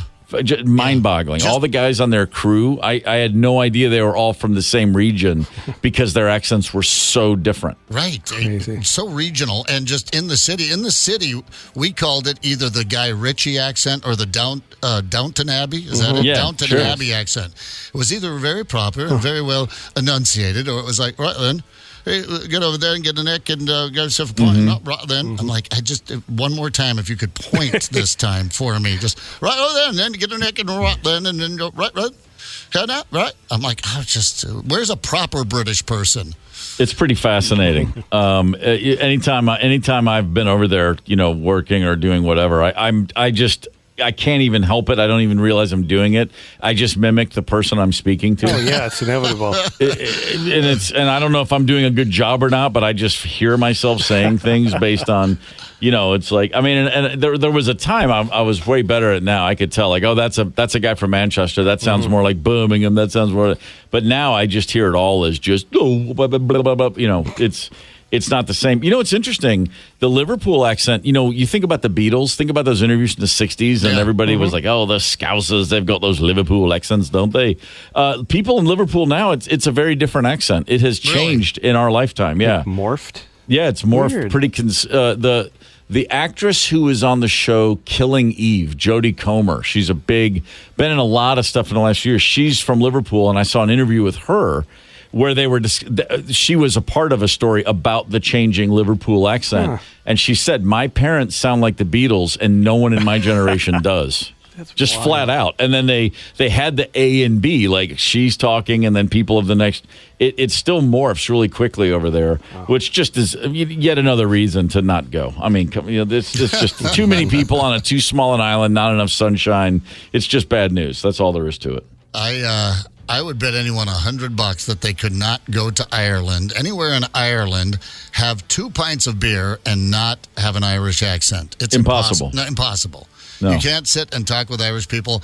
I swore that would not happen to me. I'm not going to be that American D-bag that goes to frickin' Ireland and starts and slips into the Irish accent. Yeah. I might have only made it a pint in. And maybe a shot of Jameson. And let me tell you something. And I was just doing it. I'm like, stop doing that. But I couldn't.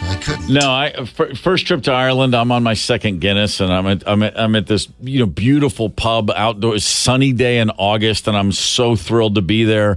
And there's like some college students sitting at the next table, and they were like out of a movie of like, here's Irish frat douchebag rich people. They were like loud and obnoxious. And I'm literally in my second drink, and I'm like, look at him, born on third base and thinks he had a triple. I shot about 5 years ago, and it's just been very lucky. Just been very lucky. I mean, my brother made a joke the other day that all the actors in America must have the flu. I got offered another part last week doing a film called Jesse James. I'm going to do that in about 4 weeks, and I just finished Tigerland. Colin Farrell. It's nuts. I go hard. That's me. But that's my genes talking. That's in me blood. At least that's what I tell myself when I'm being a drunk American douchebag in Ireland. Hey, KQ Karaoke Cruise is back. We're all going to float down the Mississippi River Friday, June 21st. That's a month from tonight. Paddleford riverboats, 2 karaoke stages, drinks with the KQ crew, and free food from Lucky's 13 Pub. You can pick up tickets right now at 92kqrs.com. Bang. Why wouldn't you? Wedding season is upon us. Our very dear friend Brian Zepp is about to be the best man at a wedding. He was desperate. I was the 4th choice. Well, I mean, at least that's the plan for now. We're hoping next week to hear that Brian and the bride ran off, because that would be a proper wedding story. Wedding nightmares, craziest grease fires we've ever experienced. We're going to fire that one back up. We've got a lot of texts and posts on the Facebook page about it. 'Tis the season. Hang tight. It's the KQ Morning Show. 92 KQRS. Zep, Tony, and Steve Gorman are the KQ Morning Show. 92 KQRS. I'm Steve Gorman. This is the KQ Morning Show. It's Tuesday, May the 21st. It is the wedding season, full on raging all around us. Let's see, May and June got to be the 2 busiest months of the year for weddings. Here in Minneapolis, I live right over near the Stone Arch Bridge, Main Street area, and man, are there a lot of wedding party photos that go down every Saturday in that neighborhood? You know, on Main Street, the brick street, and you got great views of the bridges over the river. And the skyline, it is countless. I mean, I have stood on one spot walking Chauncey and seen like 5 different entire wedding parties, just in one circle, just spin in place. And they're everywhere, all getting their photos taken. And I got to say, by the time you are approaching double-digit groomsmen and bridesmaids, just stop. No, you don't have that many people that need to be a part of this. You don't need a troop. Yeah. I mean, you see like the day coach, and it's like, a 60-seater, and everyone's in matching suits and dresses. I'm like, really? You know that many people that you care about? Shocking to me. But I've never seen double digits. The biggest I saw was 8. 8 groomsmen, 8 bridesmaids. Whew. Yeah, that's a lot. Yeah, that's a bunch. That is a whole lot. Yeah, that's a class picture where I grew up. One of the worst wedding stories, we've been talking about wedding grease fires. This one's been making the rounds on Reddit because before the wedding even happened, the invitations were sent, and then ahead of the actual event, a list of rules, 15 rules for guests to abide by from the bride and groom. This is real. I mean, people have shown the photos, on the links. You can see this is not made up at all. And it's gotten a lot of attention. A bunch of people have written about it. Like, these are the types of rules they put forward. Imagine getting an invitation to a wedding. Okay, we're going to be there. They look forward to it. I might have to buy a new suit. Might have to get a shirt. Might have to, I don't know, put the dog in a boarding home somewhere. You got to find out. You got to travel. You got to get to the wedding. And then you get a list of rules, such as this one. Rule number 1, this is our big day, not yours. Oh, how obnoxious. That's it. I'm right out. There. Yeah. I'm done. Nope. I don't even get to rule number 2 before I have canceled the flight or the hotel room whatever I had to do to get there. Attitude. Number 2, don't get in the photographer's way. All right. I mean, these aren't rules. This is just common sense, and this is someone that's, I wonder which one of them cooked this up, because the other one's got to be going, wow. I mean, there's big red flags here. It's not someone you want to spend the rest of your life with. How about get a photographer who knows not to have people in their way? Besides, they do that before everyone shows up. The photos are all done, and then you've got like an hour to sit around, and that's when, the groomsmen start cracking beers, and then you have your trouble. Here's a good one, number 3. The attire is black and or gold, not red, blue, green, and definitely no white. I mean, again, I've already tapped out of this, but at this point, I'm ending the relationship with these people. You know what? Now that you're a few rules in, if I get this far in the list, say I'm going with somebody, I'm the guest, and I'm thinking I'm already going to get out of this. I'm not going with you to this, but I'm thinking it to myself, and they get to that rule. Now I'm in for all the rules because maybe I am going to this sucker because you're trying too hard. Yeah. I mean, you're setting the bar way too high in a bad way. People go to weddings. It's not their special day. They're going to be drunk. There's going to be hijinks. Something's going to go terribly wrong. With a person this uptight, are you kidding me? Wow. Well, no, rule number 6, pace yourself when drinking. See, they know these rules are going to make people want to drink more. We've got to make sure they pace themselves. The only one I agree with, number 7, no big announcements or proposals. I fully agree. Let the bride and groom have their day. That's not the time to announce that you're expecting a baby, or that's not the time to. Don't get drunk at the reception and go, I'm so caught up in love, I want to propose to somebody. That doesn't work. So that's the one. Check out rule number 8. If you can't handle, or if you dislike the music being played, simply go home. This is a celebration, not a funeral. What does that even mean? I can't wait for that fun evening with those charming people. It means there's going to be a lot of hip-hop, and Dad's going to get pissed off. The uncle's going to be going, don't you have Freebird? Play Freebird. All I can say about this couple is it's great they found each other, so they're not ruining 2 other people's lives. Yeah, I hope they did this together, because if they didn't and just one of them went ahead with this list, the other one may not show. Oh, they don't say there's not a rule against posting photos on social media. In fact, they demand that you use a specific hashtag when doing so. All right. I'm back out. Now I'm out again. Yeah, I'm out. I'm so out. The only good thing about if you find yourself and you have to be at that wedding, you can't get out of it. I certainly hope if anybody listening knows who these people are, if you have an invitation, please go do all you can to ruin the day for these people. Somebody's going to. It wouldn't be me. Maybe once upon a time in my life it might have been, but it's probably not going to be me. But I do want to go see this thing come off the rails because they're so uptight. Yeah. Or one of them at least is so uptight. Something's going to happen, and there's going to be, fireworks. Something fun's going to happen. Yeah. There's a lot of crazy stories we've shared a bunch earlier today. We've got a ton on the KQ Facebook page to share with you. KQ talking text line 651-989-ROCK. If you've got a great wedding grease fire story, we would love to hear it. 651-989-ROCK. Check this one out. This is a post. The groom's father did a toast when the groom and bride were at the altar, and he said, "I'm glad I made it out here today. I just want you guys to know that I have cancer and I'm going to die soon." Oh, no, that's a big announcement. That's on the rule. Yeah. You can't. I'm sorry. That's terrible, terrible news, but that's not. Oh, my God. And so check this out. He continues, "Congratulations to my son and his beautiful bride. Enjoy your time." And then it goes on to say, wouldn't you just kick everyone was in complete silence. It was the most awkward thing I've ever witnessed. For what it's worth, this was in 2008, and the groom's father is still alive. That son of a bitch. Didn't even have the decency to die. Here's to the happy couple. Man, I'm so proud of you, son. This is the worst possible time to let you know I'm terminally ill. Have a great day, everybody. We're off to the dollar dance. Oh, you know what? I only had one thought the day I got married. Now, I was not hungover because I decided not to drink. It was one of the deals we made. I wasn't going to be drinking during the day before or the day of. But I was very nauseous. Something was not sitting well with me and just was not feeling good. The nervousness of it all, I suppose. Dan writes on the KQ Facebook page, when my cousin got married, her brother was a groomsman. The brother. Halfway through the ceremony, he got nauseous, ran down the center aisle, projectile vomiting the whole way. Halfway through the ceremony. Okay, eyes forward, back to the groom and bride as there's just puke from one end of the church to the other. Wow. Yeah, I like that one.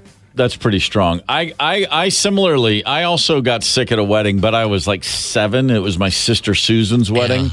And I was literally just heartbroken. There was so much emotion. I was sad, I think, but I was also just, I think you were supposed to cry at weddings, so I was just like suppressing all of this emotion. And then I was like, I don't feel so good. And one of my brothers took me to the back of the church, and he was like, are you okay? And I was like, I don't know. I just don't feel good. My stomach hurts. And he gave me a can of Sprite, and I was like, oh, totally worth it. Yeah. Yeah. It's almost like he anticipated that. Who has a can of Sprite on him at a wedding? There was a vending machine out in the lobby. I see. He retrieved you one. Nice. It was like a cold can of Sprite, not the thing that we used to drink, which was some bizarre off-brand version of Sprite, but a legit Sprite in the green can. More than worth it. Yeah. That's a brother to the rescue. Here's Jane. Went to a wedding when I was 12. Bride and bridesmaids were exotic dancers, made for an interesting reception. Sure. I might accept that information. Godding? Are you guys familiar with godding? Godding? No, sir. Yeah, No. it's created its own little thread within the thread. Yep, let's go to the original. Guys dropping their pants at the reception. Nancy adds, yep, last song of the reception was Piano Man.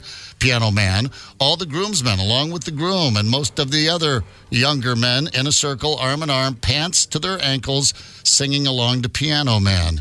Godding to Piano Man. Okay. Got the name. I don't know. Oh, I like it. It works. So that's my dad. His thing at the weddings, my dad doesn't cry. No one's ever seen my dad cry. No one's ever seen my dad sad, I don't believe, except at every damn wedding he cries. It turned into such a thing that when there was a family wedding, we would sit as close to Dad as we could. We'd just get right up there on him. Isn't it a beautiful wedding, Dad? Look at that. Look how beautiful she is. Shut up. Just think how long they've been together. And he, by the way, is audible. He doesn't sniff and just...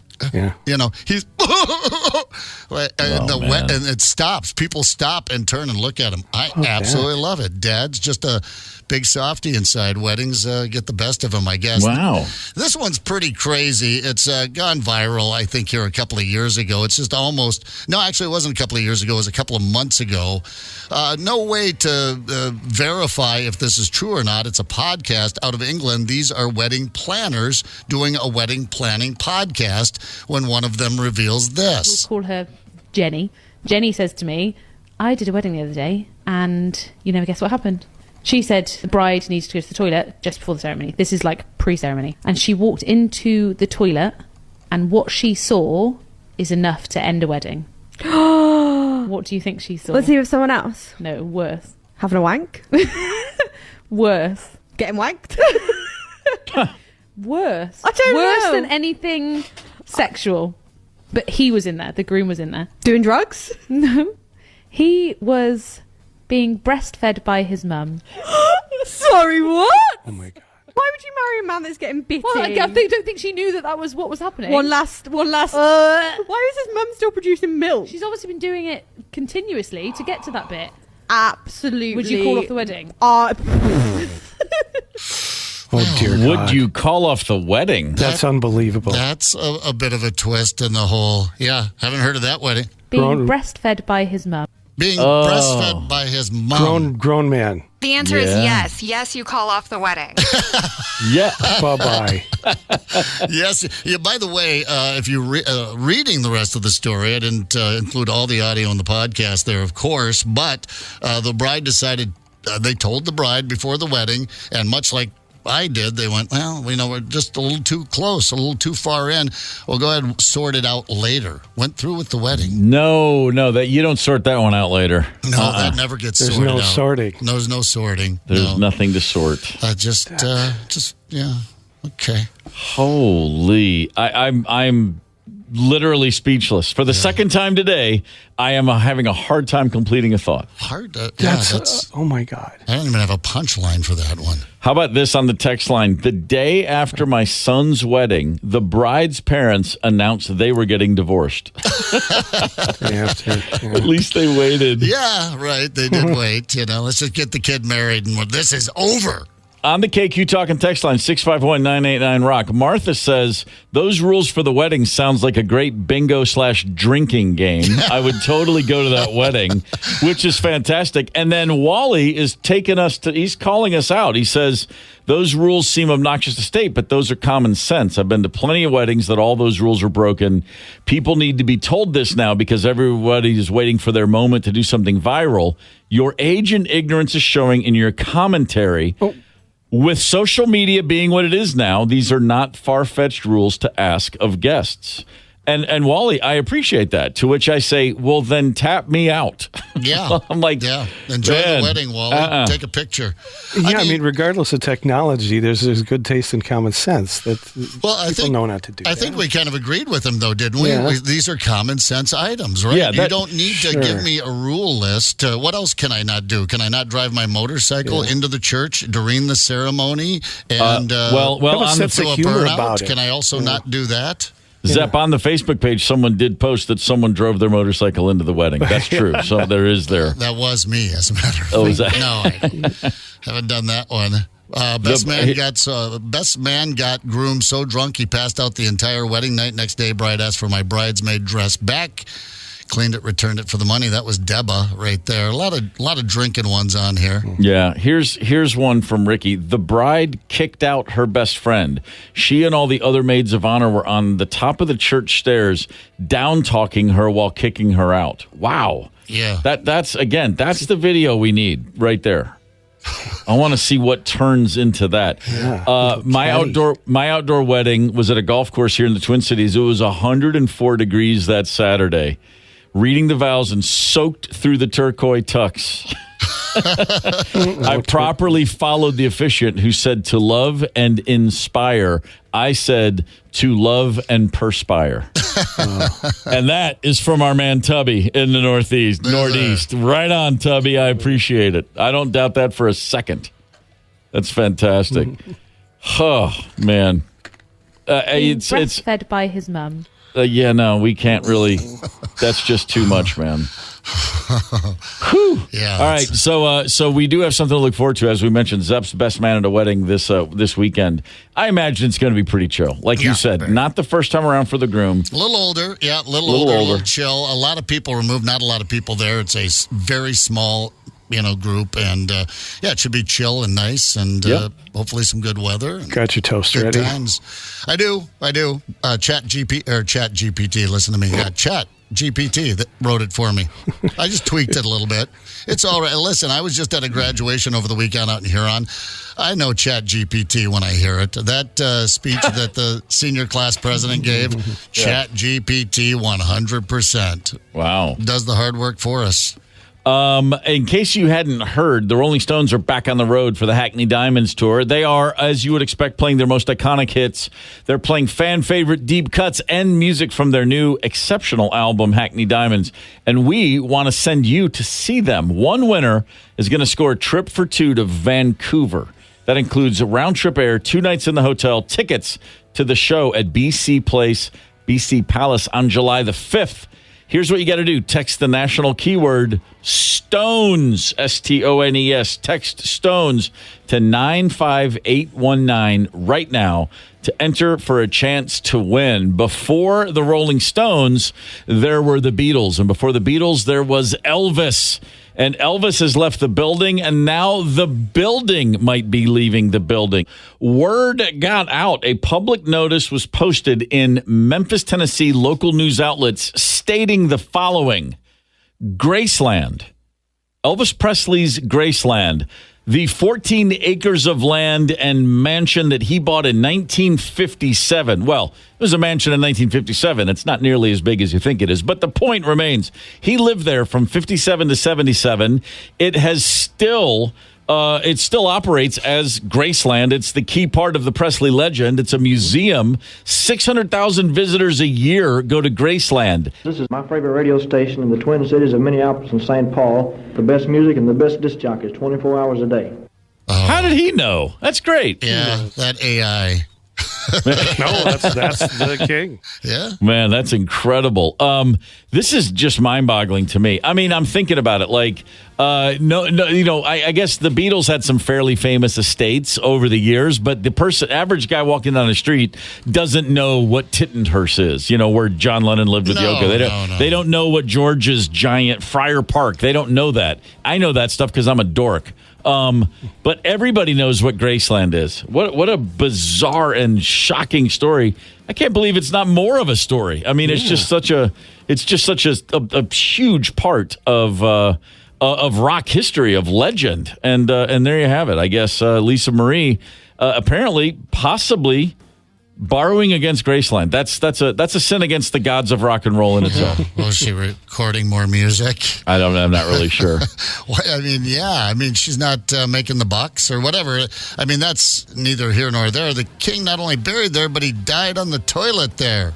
Exactly. That throne itself is high holy ground for rock history. Yeah, that's weird. That would be an estate sale, wouldn't it?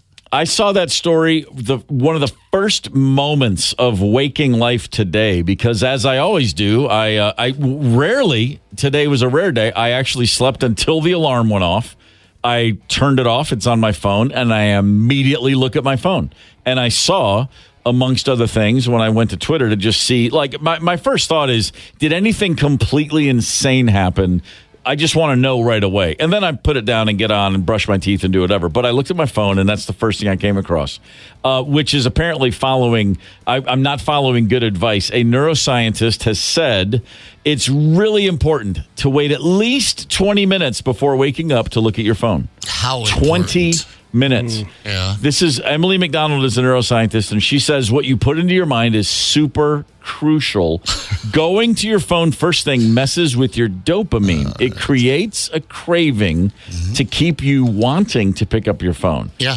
She says if you don't look at your phone in the first 20 to 30 minutes you're awake, it will help you to look at it less throughout the day. Why do I want to look at it less? I don't know. I mean, I guess because you don't want to doom scroll, or you want to have thoughts that are yours and not other people's. I'm not really sure. Yeah, I don't get it either. I'm not one of those people that look at my phone and then, want to go jump off a bridge. It's just, whatever. It's like a TV. You look at a TV, I mean, you're not supposed to do that either, hour after hour. I get there's a better way. Go out and smell the roses, go out and dance in the rain today. Get washed away by a flash flood. I don't know, but I mean, it seems like they get a little, these neuroscientists, it's just doctors. They don't. One thing that's really safe, I think. What's really helped me from looking at my phone throughout the night, because I wake up as I wake up through the night, my first thought is, what time is it? And I got one of those clocks that projects the time onto the ceiling. I'm serious. I was in a hotel that had it, and I was like, oh, my God, I got to get one. Just open your eyes. And I open my eyes, and I look up, and I don't have to pick up the phone, because if you pick up the phone to see what time it is, there's a temptation. If you see a notification, I got a text, or I got this, I missed a call, who is it? It's great. It's really helped me. I fall right back to sleep when I go, it's only 2:15. I still have, I got an hour and a half. I got 2 hours, whatever. Isn't that interesting that you do it that way? I don't want to know the time at night at all. I want to know when the alarm goes off, that's when it's time. If I wake up in the middle of the night and go, I've got an hour left, I'm up. I'm awake. If I wake up and it's 12:35, well, now I'm awake. I mean, just knowing the time triggers my thought process. I can wake up and go, I have no idea what time it is. I probably got 5 hours left to sleep, or maybe I'll go out and I'm right back to. But that's the effect for me. I do not want to know what time it is. When I get to a hotel, I take that clock radio and I unplug it. Was the time up there on the ceiling all night? Yeah, no, it's just the whole time the clock's plugged in. Yeah, it's there all day, but you don't see it. And it's just a soft little blue. Yeah, right. It's not bright. It's not like a bright, crystal clear. It's just very soft, and it's up there, and I'll look up, and I'll go, it's great. Yeah. Bet you can't change it to planets or some little animals. Well, I have that Stars stuff from, and moons. I have my daughter's Starscape projection light from when she was a toddler. Oh, sure. I use that, of course. Yeah. No, I couldn't use that, because then I wake up in the night and I look at it and I'm like, is that the Big Dipper or the Little Dipper? Wait, which one's Cassiopeia? And then I got the encyclopedia out, and it's just a vicious cycle. Can be. So anyway, that's the word on the street these days is don't look at your phone for at least 20 minutes. It sets your day a little bit better.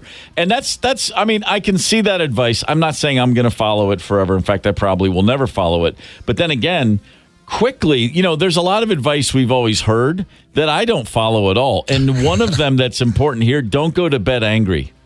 Okay? Yeah. Sounds good. And I don't, because if I'm tired and angry, then it's never gonna resolve. I can't resolve a conflict when I'm ready for sleep. I can shelve it and go get my sleep and then wake up with a more linear, rational mind to then deal with what was pissing me off in the first place. I've had my wife and I have had that midnight argument starts and we're just going and I'll be right in the middle of it and I go, hey, you know what? I can't do this right now. I got to go to bed. And she looks at me like I'm crazy, but I'm like, yeah, I'm sorry. There's not, and I'm not because I can't win an argument if I'm tired. I can't make sense of an argument. There's no winning or losing. It'll just go on until sunrise unless I shut my eyes. Yeah, well, I definitely would not want to get into a fight before bed. They say never fight. Don't go to bed angry, never fight. But anger isn't not a switch for me, you know? It's like, don't get angry. Well, it's not how it works for me. Angry to tell me not to get angry. Well, yeah, it just doesn't work like that for me. So I just try not to. I don't know what would anger me before bed. Listen, I shouldn't have lost my temper like I did. Anger is an ugly mistress. It's ugly. She's ugly. It's ugly. Winning. Angry mistress. Another thing you always hear people say, never give up. Man, I wish I had let go of that concept a long time ago. There's a lot of losing battles that with hindsight, I probably really understood I can't make this happen. And I just held on longer than need be. It's just, man, cut ties, cut bait, get on with it. Yeah, there are times to just give up, move on. Yeah, you fought the good battle, didn't work out, or maybe the outcome wasn't what you wanted it to be anyway, and somewhere in the process you thought, okay, this isn't going to end the way I want it to end, so I'm just going to, cut my losses. Move on. How about this one? Did anyone ever tell you that if you're dealing with a bully, just ignore them? Just ignore a punch to the gut. Yeah. No, ignore them, or be better than the bully. I will give my dad credit for that. He was like, no. If you see a bully, just punch him right in the nose. Yeah. Like, just go right at him. I had an aunt who wanted me to bring a chocolate bar with me to offer to the bully. Oh, I'm like, you don't understand. He'll take the candy, and I'll be covered in chocolate and be punched. Yeah, and he'll be expecting a chocolate bar. Right. Now every day. Yeah, now you've fed the junkyard dog. Where's the chocolate bar? Dork. He will savor and enjoy my chocolate bar while choking me. In the headlock, I'm going to go for one more square of your chocolate bar. Thanks, Tony. We all want to live in an aunt's world, but we end up living in the uncle's world. That's the reality. Yeah. How about this one? Forgive and forget. No. I mean, if you can do it, good for you. Yeah. I mean, power to you. I've questioned the whole idea of forgiveness. If someone asks for forgiveness, expressing true contrition and an understanding of what they did, sure, go for it. But when people have when someone's wronged you and they don't care or they don't even acknowledge it, why would I forgive that? I try not to let it drive me crazy, but it's I think that's the idea, is that you don't let it get the best of you. Yeah, but I'm not letting them off the hook. It's not, hey, let me buy you dinner. I'm going to forgive and forget that terrible thing you just did to me. Here, keys to the truck. Go have a good time. This is one that I've heard myself say this, and I kind of believe it, but there's so many caveats to it, like trust your gut. Don't go against your own gut. That's a far more experienced, world wisdom, hard-learned version of me. The problems I had in life were trusting my gut as a young man. My gut was an idiot a lot of times. My gut was an idiot. It's pretty simple. My gut was working against my best interests on a regular basis as a young man. Yeah, my gut got me into a lot of trouble. Your gut, your intuition, your gut sense of the world is formed you're not responsible for how it is formed. It has a lot to do with who you are around as you're growing up and stuff. And you look around and go like, man, hang on a minute. Where is this intuition coming from? Oh, it's coming from a house on fire that's called my family. What am I talking about? It's kind of like the other one. I hear people say things when somebody says, and I've laughed at this my whole life. Someone goes, hey man, that's just how I was raised. Because the unspoken part of that is, so you're perfect. You were raised perfectly. There's no room for error in how I was raised. When someone says that to me, I always say, like, I tune you out. Like if your reason for thinking or doing anything is, that's how I was raised. If you say, that's how I was raised, and then I questioned it, and then I examined it, and then I decided as a free-thinking adult, I agree with how I was raised, that's one thing. Yeah. But doing something just because that's how you were raised, it's like I'm shirking my responsibility as a man with my own brain. Nope, no more options. Yeah. If you have that thought, then you can beat that behavior. Yeah. It's also like when someone goes, well, he was a man of his time. I guarantee you there was someone at the same time who disagreed. Yep. Right. Was that guy also a man of his time? I mean, these things that we hear ourselves say or that we justify whatever with, and we're all, hell, I've done all this stuff, but it's just funny when you actually stop and think about it. Like, trust your gut. My gut is just, it's full of beer and nachos, first of all. Right. You know what my gut told me for about 30 years? You can get away with it. Yeah. Yeah. Yep. What could possibly go wrong? You got this. That's what my gut told me. My gut was wrong a lot. Yeah. Oh, heck yeah. Of course it was. My gut. I grew up like, my as I've said, my dad was a really funny guy. Did a lot of things right, but he was just a hard ass and he was hard to be around, and he had his quirks and he was a strange guy at the same time. And so I grew up in a house where I was always aware of where he was. Like I wasn't very present if he was around because at all times I was waiting for the sound of his wingtips on the floor and the change and keys in his pocket as he would come up the stairs. Ching, ching, ching. And you're like, are we in trouble? What's happening? I mean, I kind of grew up thinking that way. And, the central nervous system that formulated in me was one of, back myself into a corner to make sure nobody sneaks up on me. It's not exactly ideal for handling life. When my first response to every situation is, can I survive this? Yes, then it'll be okay. Then survivability shouldn't be the first bar of entry. Just saying, you might want to have a little